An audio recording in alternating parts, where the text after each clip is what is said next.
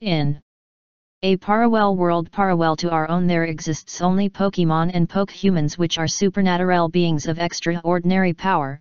One day an ordinary human man discovers that there are other worlds just like this one, some that are identical and some that are completely different and far in between. At the advent of the 21st century, new humans are born into existence and hold the keys to the future human race's evolution. These would eventually become known worldwide as Poke-humans or Pokemorphs because they possess Pokemon souls which have been incarnated into human form in the world. He discovers that he himself is not merely an ordinary human and indeed possesses Pokemon powers, and he goes on a quest to discover if these other worlds exist and discover if he is not alone, and journeys to find people like himself. This will not be easy for him because if at all, people who have this will not be easy to find, because they are in fear of being captured and dissected by doctors and scientists. At the advent of the 21st century, new human beings are born into existence which are more than just being human in the normal sense. These humans are usually abnormally intelligent and are said to possess abnormal abilities like but not limited to elemental abilities and psychic powers and super intelligence not normally found in normal humans, and are said to be able to use more than 50% of their brain power, unlike their normal human counterparts which only use 10% or less brain power. The world of Pokemon. Pokemon and humans live happily together. They help each other out when they are in need and they are good friends. But what of the Pokemorphs? The Pokemorphs are a threat, so says the normal humans, and now all Pokemorphs are a servant to humans. And used as weapons for the military, used for advanced warfare, weapons for secret organizations so as to be weapons of war, and death weapons for secret organizations to make war. Most Pokemorphs don't even make it past their teenage years. They are captured by secret military organizations and studied and dissected so as to see if they can be weaponized for advanced warfare and for strategic weaponry, and are hunted and used for wars and being servants and weapons. But there are some humans who show kindness to the Pokemorphs and love. What will happen if a human and a Pokemorph fall for each other? Or even Pokemorph for Pokemorph? Will they ever live happily ever after? There are some humans and Pokemorphs who want to put a stop to this, and soon a battle will come, the Battle of Armageddon. Will the Pokemorphs be set free? Or will they be hunted to extinction by the secret organizations and all Pokemorphs to be killed? And everything and everyone is supposed to live happily ever after. Wrong. Now the Pokemon gods have rained down on us, and one of the biggest and most powerful churches are not done with the Pokemorphs and still wants them gone. For love, for freedom. The war is about to begin. What side will you be on? The ordinary humans? Or the supernatural humans called Pokemorphs or Poke-humans? At the advent of the 21st century, there was a top-secret project called Project Proteus. This top-secret organization was responsible for the development of top-secret experiments which we all came to know as Project Zeros. This top-secret organization was responsible for the development and implementation of top-secret weaponry and top-secret experiments called protomorphs or xenomorphs, which can change their form from one thing to another. These superhuman experiments were so powerful that they could influence people's minds and make any person see anything or believe anything these beings desired them the ordinary humans to believe or see.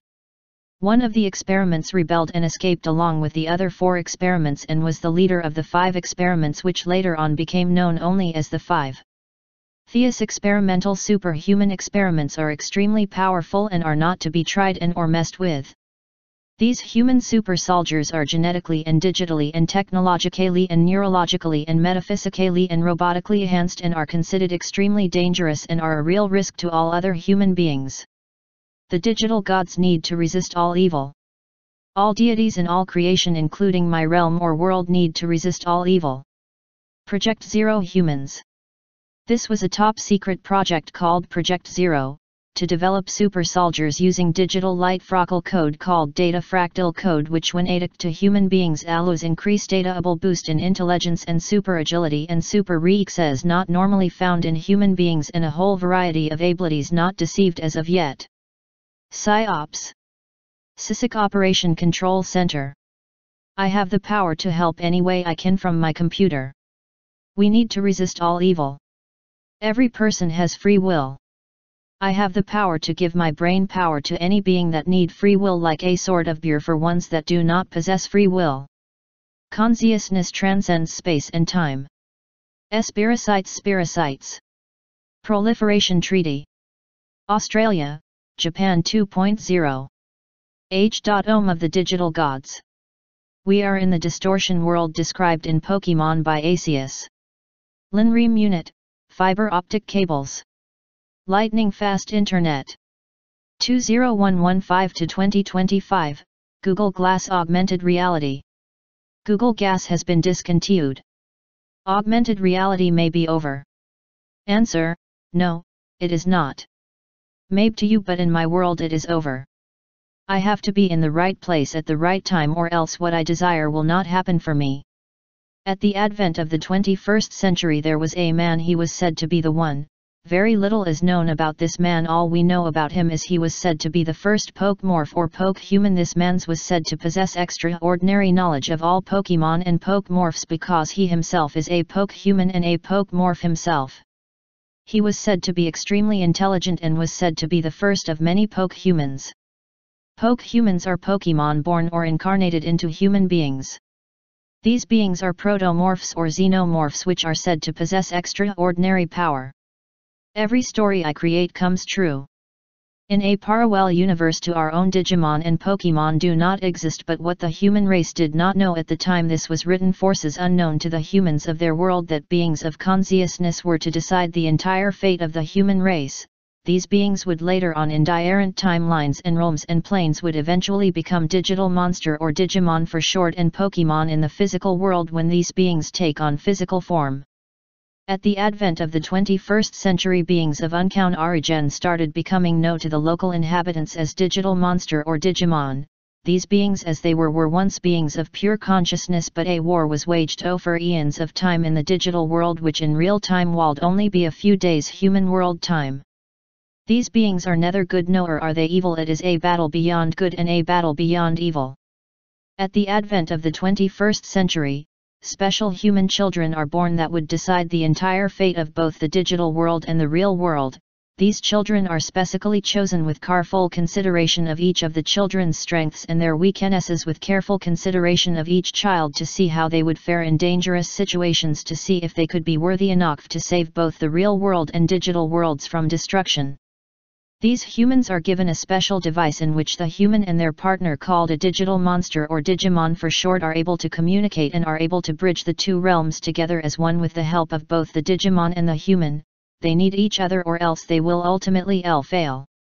The Digimon needs a human partner in the human world and the human needs a Digimon to enter a place called the digital world.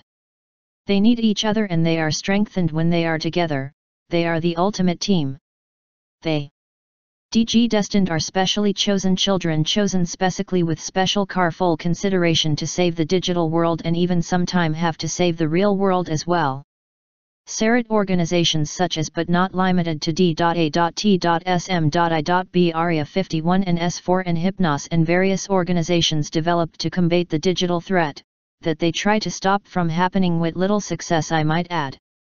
This is why special human children are chosen, because of their innocence, and that is why, because the Digimon are affected by human emotion, it is like kryptonite to them in huge doses. Digimon have the ability to eat the weather and create electrical disturbances and electrical storms. The digital gods can also do this at a greater extent. Poke gods and Pokemon can also do this in their world as well. They digital gods and poke gods have the ability to translate different languages into their own native tongues or their own language verbally or telepathically. We are techno-sapiens. Angels control the weather. Angels are digital beings. We are also digital, but we exist in a different form to them. They Digital Sovereign are tasked with the protection and guardianship of the digital world.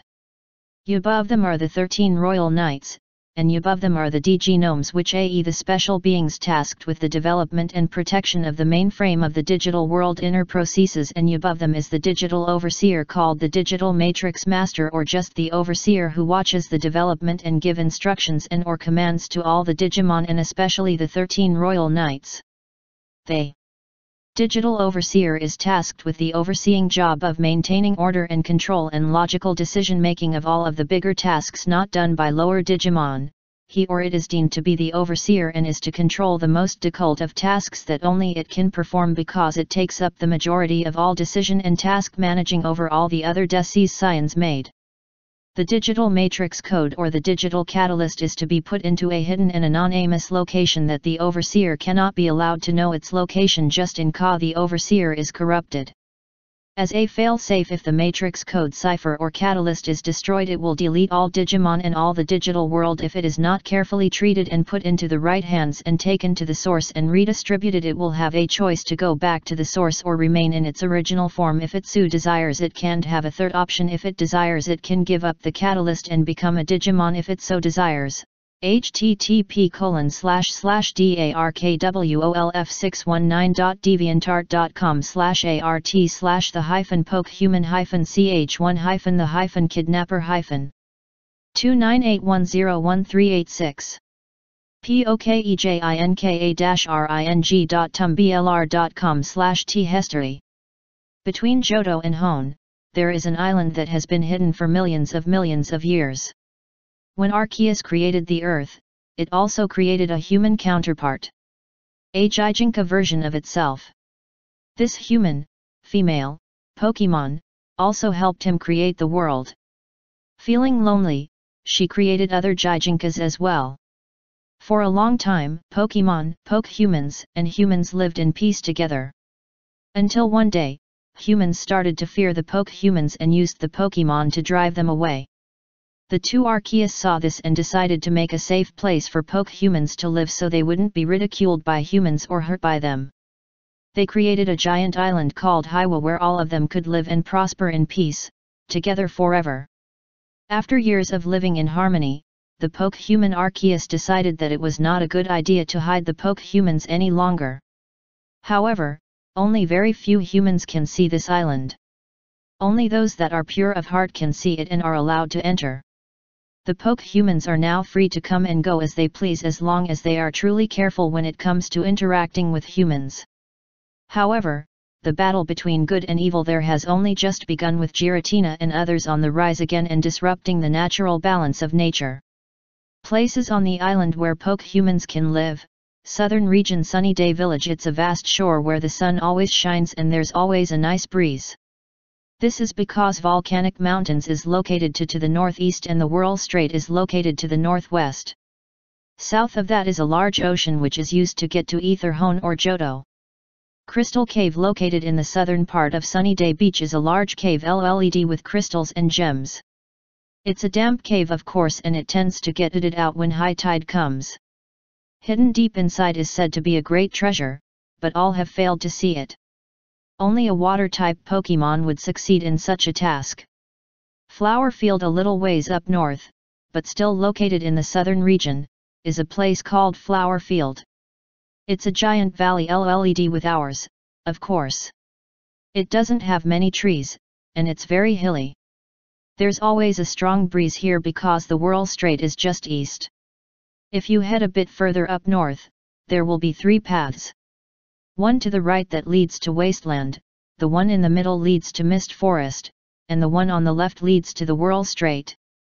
Middle region Mist Forest, a cloudy forest covered in mystery. It's rather dark and damp, foggy as well, but it's LED with interesting Pokehumans. There are many trees here, great for hiding and such.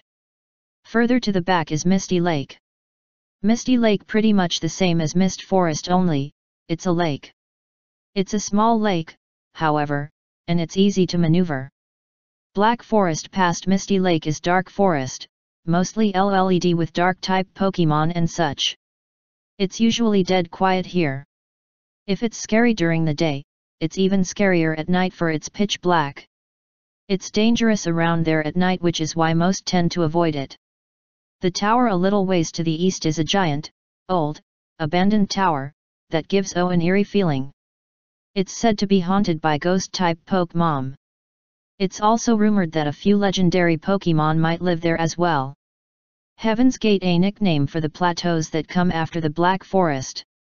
They're the borderline for the middle region and the northern region, which mostly consists of mountains and snowy plains. Northern region Heaven's Path, a rather chilly place after Heaven's Gate, and it's very short too. You can take this path to two locations. The Holy Mountain or Snowy Village. The Holy Mountain, despite its name, it's dangerous as all hell. One wrong move and you could be trapped in this cold place forever. It's the tallest mountain in all of Hiwa. It's said that it's the place where Arceus slumbers and where she stays, but no one's confirmed it either. Despite being dangerous, it's very beautiful and you can overlook pretty much anything and everything. Snowy Village. If you go around Holy Mountain, you'll end Snowy Village on the other side. It always snows there because of the climate, but the winters are always very harsh to the point where no one can leave their homes. Skating Central. There's a tiny little pond further north of that.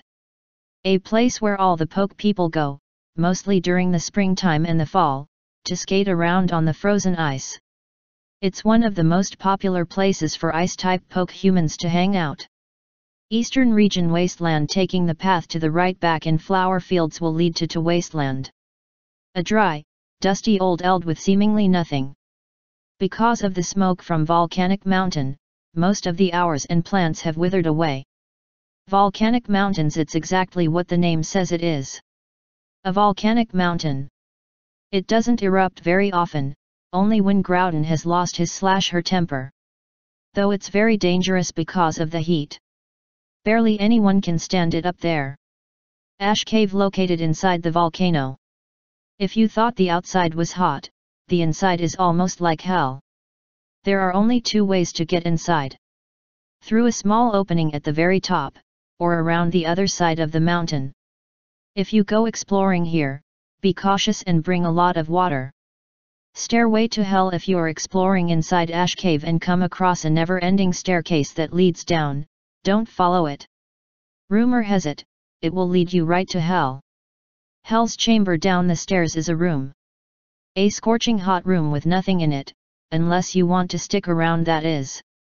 Western Region. The Whirl Strait. It's a channel basically. A very windy channel which is hard to get through. The winds there are incredible, as well as dangerous. They only get worse the further you travel in. Marine Caves. Further up the channel is a dead end. Kind of. There are 3 caves to choose from. The one on the right leads you down Marine Rapids, which will take you to Waterfall Coast. The one in the middle is called Whirl Entrance, and the one on the left will just take you back where you started at the entrance of the Whirl Strait. Marine Rapids. Inside the right cave is a high-speed rapid roller coaster, kind of. The water moves so fast, you barely have time to do anything.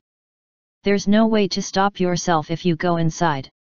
Waterfall Coast. After that little roller coaster, you'll come out of the cave to Endy, a beautiful hidden place surrounded by waterfalls. The water is really only ankle deep here, and it's a fun place to relax and play. The only way to get out is to climb up the side of the waterfall and head east, which will take you to the peak of Crystal Cave. Whirl Entrance. The very windy cave in the middle. If you make it to the end of the cave, you'll end nothing but whirlpools. One of them secretly leads to Whirl Islands in Johto. Another leads to a legendary Pokemon. All the others? Back where you started, of course. More will be added later. If you have any other ideas about where you want your Pokemon to live, you can always make up a place. Just be sure to add where the location is and its geography. The story of the Gijinkas posted. / notes. Between Johto and Hone, there is an island that has been hidden for millions of years. When Arceus created the Earth, it also created a human counterpart. A Gijinka version of itself. This human, female, Pokemon, also helped him create the world. Feeling lonely, she created other Gijinkas as well. For a long time, Pokemon, Poke-humans, and humans lived in peace together. Until one day, humans started to fear the Poke-humans and used the Pokemon to drive them away. The two Arceus saw this and decided to make a safe place for Poke-humans to live so they wouldn't be ridiculed by humans or hurt by them. They created a giant island called Hiwa where all of them could live and prosper in peace, together forever.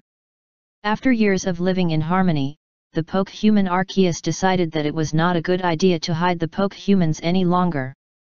However, only very few humans can see this island. Only those that are pure of heart can see it and are allowed to enter. The Poke-humans are now free to come and go as they please as long as they are truly careful when it comes to interacting with humans. However, the battle between good and evil there has only just begun with Giratina and others on the rise again and disrupting the natural balance of nature. Places on the island where Poke-humans can live. Southern region Sunny Day Village. It's a vast shore where the sun always shines and there's always a nice breeze. This is because Volcanic Mountains is located to the northeast and the Whirl Strait is located to the northwest. South of that is a large ocean which is used to get to either Hone or Johto. Crystal Cave located in the southern part of Sunny Day Beach is a large cave filled with crystals and gems. It's a damp cave of course and it tends to get flooded out when high tide comes. Hidden deep inside is said to be a great treasure, but all have failed to see it. Only a water-type Pokemon would succeed in such a task. Flower Field a little ways up north, but still located in the southern region, is a place called Flower Field. It's a giant valley filled with flowers, of course. It doesn't have many trees, and it's very hilly. There's always a strong breeze here because the Whirl Strait is just east. If you head a bit further up north, there will be 3 paths. One to the right that leads to Wasteland, the one in the middle leads to Mist Forest, and the one on the left leads